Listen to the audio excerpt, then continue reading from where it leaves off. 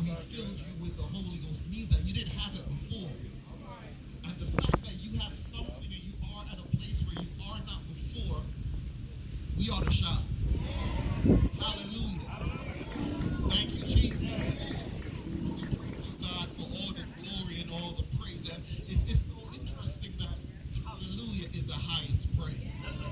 You see, I call it the breaking emergency praise. Hallelujah is the praise that you praise on Super Bowl night.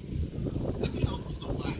That's the praise where favorite team score a touchdown and you jump on your couch like you're a mad person. When God has done something for you, you jump up and down regardless of what somebody thinks because your God has been good to you.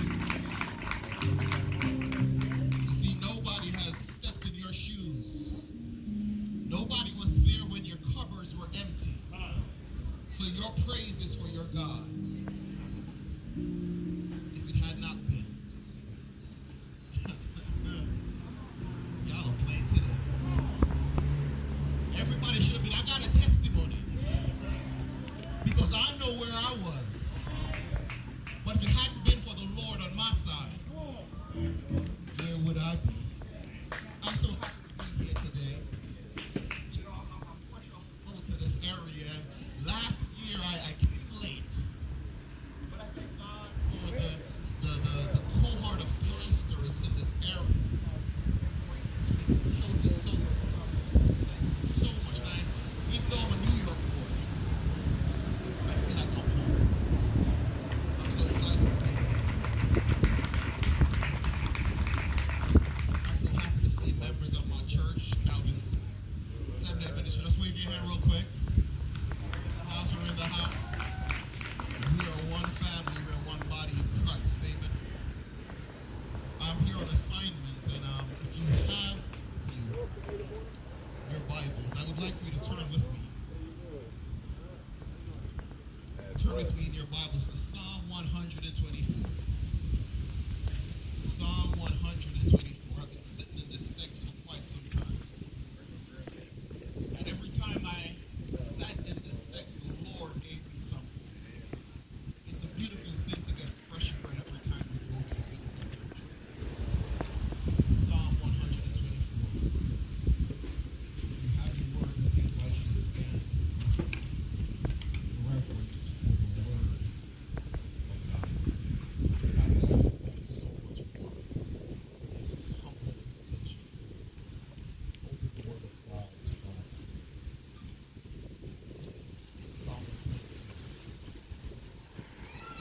If the Lord had not been on our side, let rebellion say. If the Lord had not been on our side, when people attacked us, then they would have swallowed us alive in their burning anger against us. Then the water would have engulfed us, the torrent would have swept over us, the raging water would have swept over us. Blessed be the Lord, who has not let us be ripped apart by their teeth. We have escaped like a bird from the hunter's net. The net is torn. The net is torn. The net is torn. And we have escaped. Our help is in the name of the Lord, the maker of heaven and earth. Father, as we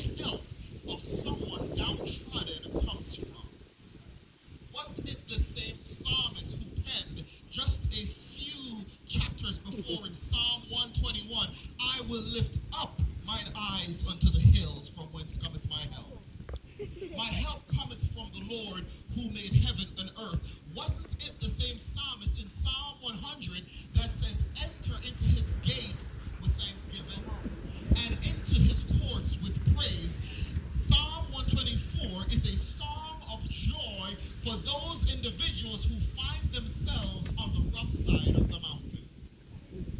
While on this rough side, the psalmist now looks around at a community who has gone through something. A group of folk who have experienced the business side of the devil's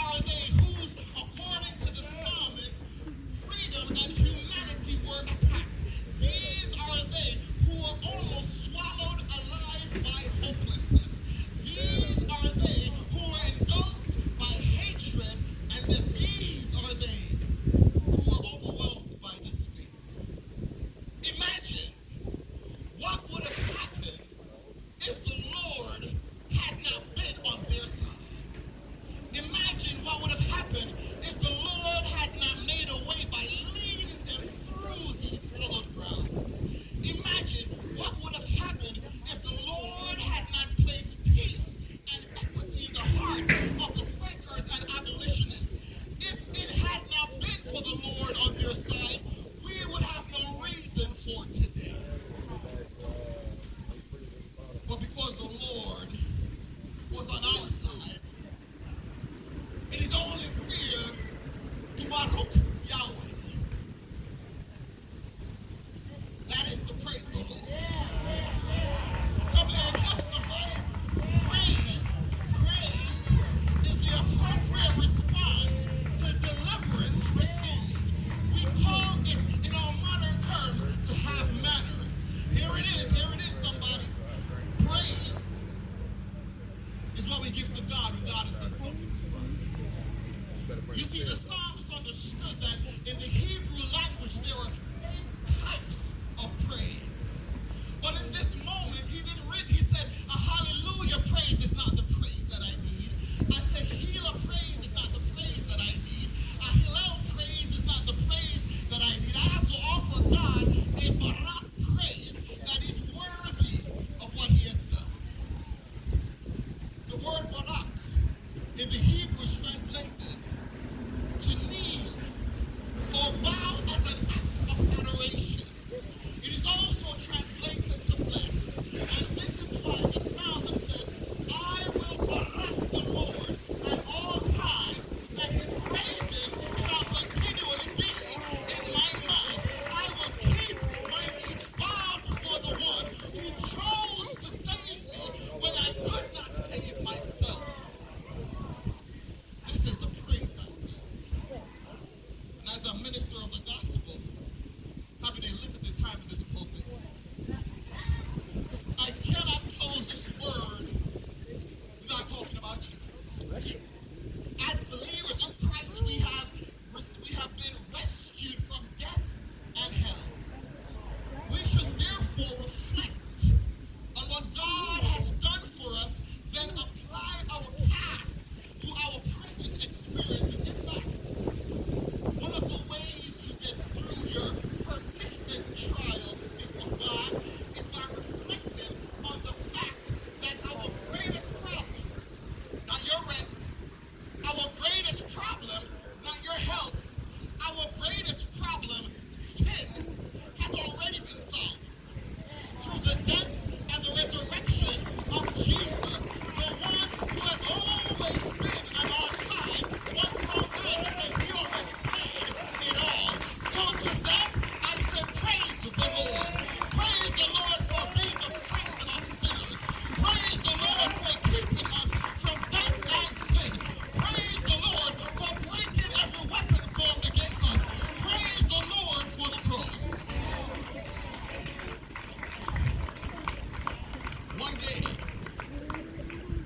One day, when we journey from this sin-cursed earth to glory, we will catch a glimpse of heaven. And we, like the freedom seekers, we, like the freed blacks, we, like the psalmists of old, will sing, if it had not been for the Lord on our side, where would I be?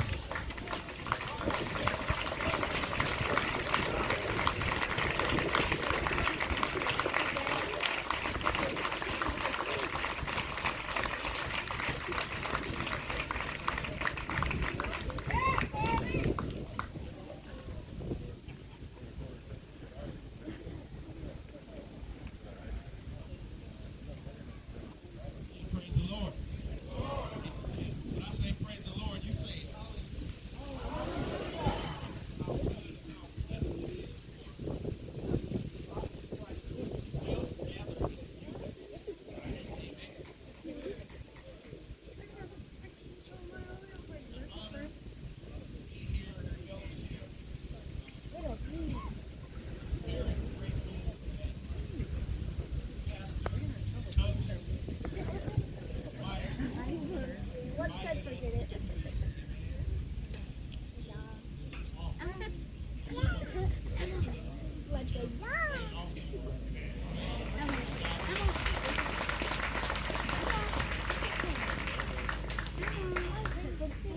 First, I just want to say thank you. The church cast out, put up with me. I'm not organized and everything.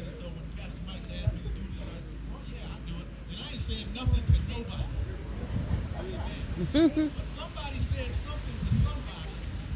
Somebody said something to me and say, when people invite you to do something, you need to let us know. And so, Church of Cast, I just want to thank you for coming and being with us all here tonight.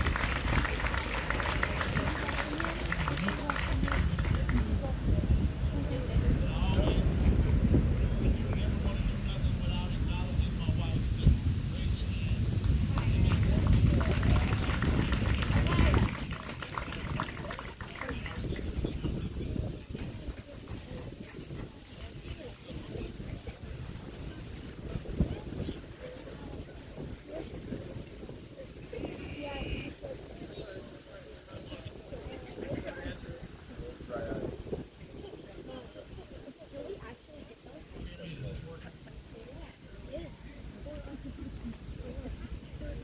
Genesis chapter 37.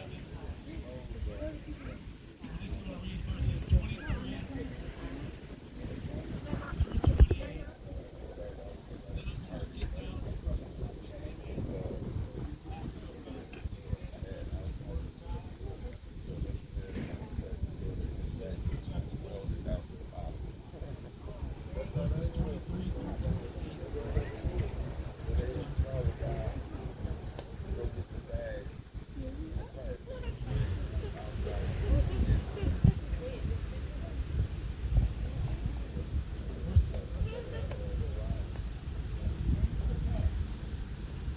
Joseph was put into his body, and they stripped Joseph out of his coat of many colors that was on him. And they took him and cast him into a pit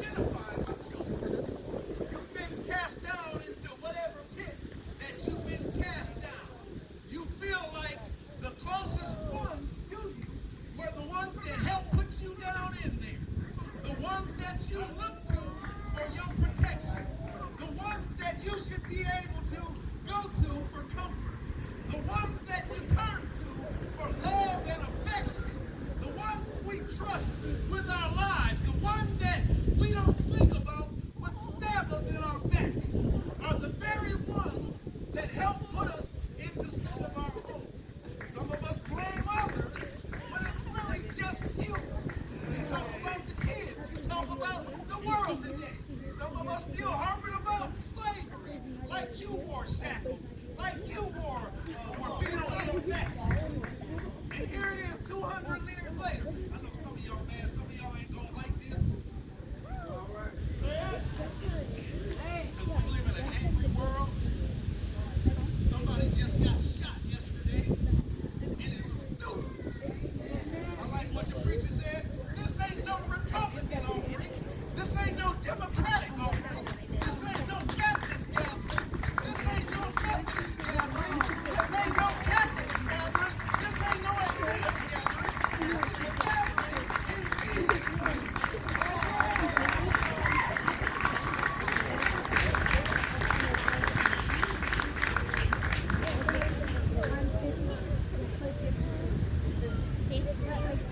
Here's what the problem was. See, Joseph's brothers, they already hated him before. You need to go back and read the chapter. Joseph was one of his favorite sons because he was a son of his old age. He made him a coat of many colors. Amen. Joseph, he went out and checked on his brothers, and he came back and gave his father the evil report.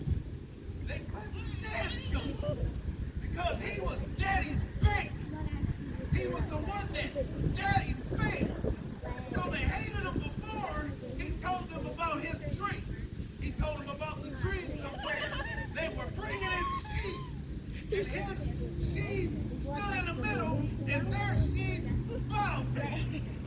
Then he had another dream that the moon and the stars bowed to the stars bowed to the moon.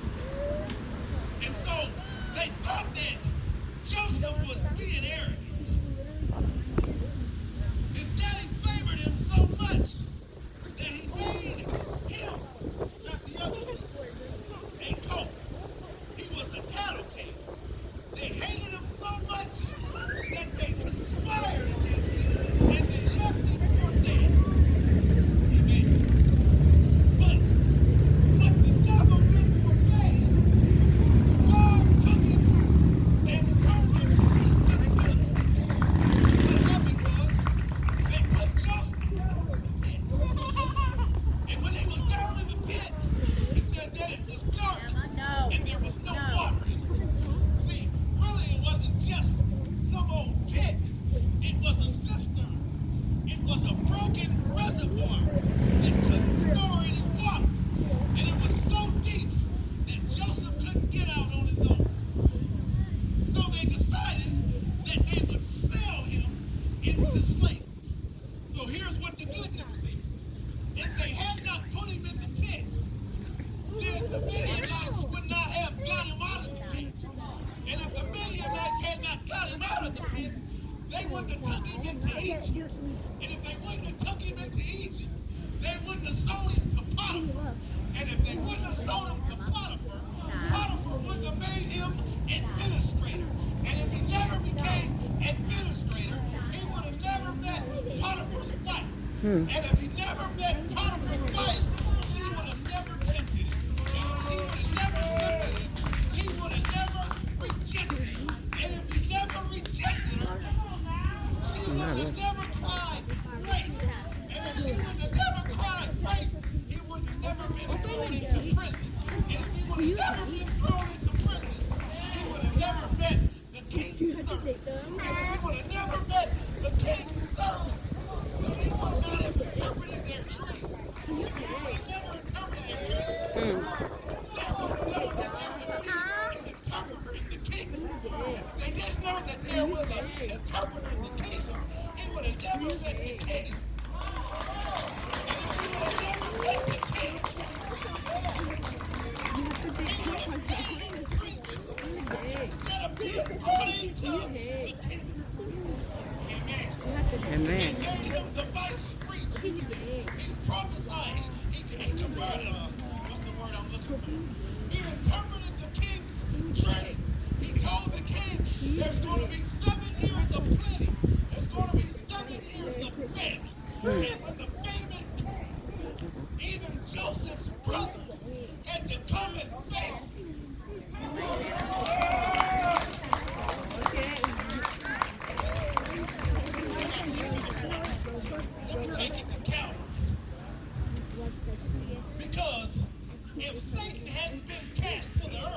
He would have never lied to Eve. And if he would have never lied to Eve, she would have never ate the fruit. And if she never ate the fruit, she would have never gave it to Adam. And if Adam had not ever ate the fruit, there wouldn't be a such thing as sin. And if there wasn't a such thing, then we wouldn't need a redeemer. Lord have mercy. And the Redeemer lived and dwelt among us and became flesh. Okay, let me finish the story. If he never became flesh, he could have never lived as a man. And if he never lived as a man, it wouldn't be counted as righteousness. It wouldn't cleanse sin. If he's never counted righteousness, he would have never given us righteousness. All right. Well, if he never lived as a man, y'all can get this. If he never lived as a man, he would have never claimed to be God in the flesh. And if he never claimed to be God in the flesh, they would not have crucified him. And if they never crucified him, they would have never put him in the hole. Lord have mercy. There's a basket in the pit, y'all. And if they never put him in the hole, he wouldn't have stayed there 3 days. And if he didn't stay there 3 days, he wouldn't have went to hell and preached the Spirit in prison. He wouldn't have never set captives free. And if he never set captives free, he would have never taken back the keys to the kingdom. That's you headed for a house. Some of y'all want to be church people.